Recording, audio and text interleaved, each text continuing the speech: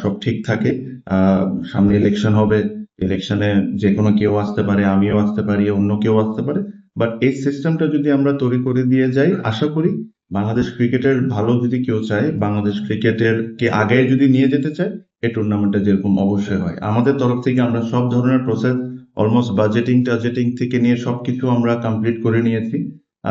আর আমি very hopeful যে এই বছর থেকে এই জিনিসটা দেখতে পারবেন। সেকেন্ডলি আরেকটা যে জিনিসটা, আমি প্রথম দিনই আমি একটা জিনিস বলেছি যে ক্রিকেটটাকে আমাদেরকে প্রমোট করতে হবে, ক্রিকেটটা আমাদের প্রমোট করতে হবে। এখন ক্রিকেটটা প্রমোট করার জন্য যে জিনিসটা হলো, চিটাগং, ঢাকা, সিলেট, এইসব জায়গায় ক্রিকেট দেখে মানুষ অভ্যস্ত।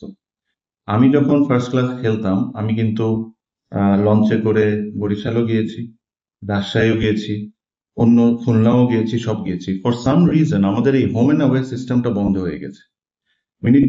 আমরা এই সিজন থেকে চেষ্টা করব যেসব জায়গায় মাঠ আছে, যেগুলা একটা ফার্স্ট ক্লাস খেলা চালানোর মতো অবস্থায় আছে, ওই জায়গাগুলা আমরা হোম এন্ড অ্যাওয়ে শুরু করে দিব। কিছু কিছু জায়গায় আমাদের কিছু জটিলতা আছে, ওই জিনিসগুলা হয়তোবা এই সিজনে এক্স্যাক্টলি একদম হোম এন্ড অ্যাওয়ে হবে না। বাট ফর এক্সাম্পল, খুলনার মাঠ যদি খেলা থাকে, কেন খুলনায় কেন খেলবা? বসুন্ধরা ডায়াপেন্ট এখন আরো উন্নত। এই হট এয়ার থ্রো টপশিট দ্রুত শোষণ করে সোনামণিকে দেয় কোমল অনুভূতি। বরিশালে মাঠ তৈরি হচ্ছে, যেটা আমি শুনেছি, ওটা যদি তৈরি হয়ে যায় তাহলে বরিশালে কেন খেলবে না?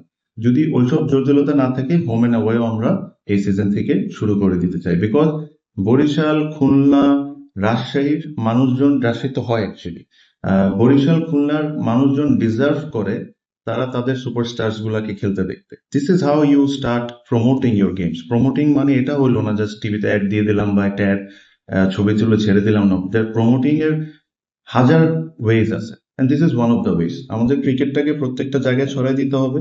So these are the very few things আমরা ডিসিশন নিয়েছি। আপনারা সামনে ইনশাল্লাহ যতদিনই আমরা আছি, অতদিনে আরো কিছু কিছু জিনিস আমরা পাইপলাইনে আছি, ওটা যখন আমরা সিকিউর করে নিব, টাইম টু টাইম আপনাদেরকে আমরা জানাবো।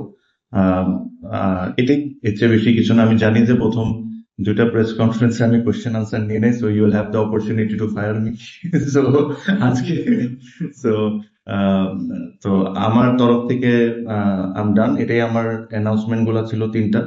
আর আমি একটা জিনিস আপনাদেরকে, before I take your questions, একটা জিনিস আমি বলবো। এই যে তিনটা জিনিস আমরা করছি, this is a development for Bangladesh cricket. আমি জানি আপনাদের কোয়েশ্চেনের মধ্যে কিছু কিছু ঘটনা হয়তো বা কিছুক্ষণ আগে ঘটেছে, ওটা নিয়ে আপনারা প্রশ্ন করবেন, আমি অবশ্যই উত্তর দিব। বাট এই ডেভেলপমেন্টটা যেরকম বন্ধ না হোক, এই ডেভেলপমেন্টটা যেরকম ফোকাসটা পাক, this is important. This is very very important. Because এই জিনিসগুলো যদি আমরা করতে পারি, এই জিনিসগুলো আমরা করি, তাহলে we are taking a forward step for Bangladesh cricket. So আমি এটা আপনাদেরকে রিকোয়েস্ট করবো, আপনারা আপনাদের মতো প্রশ্ন করেন।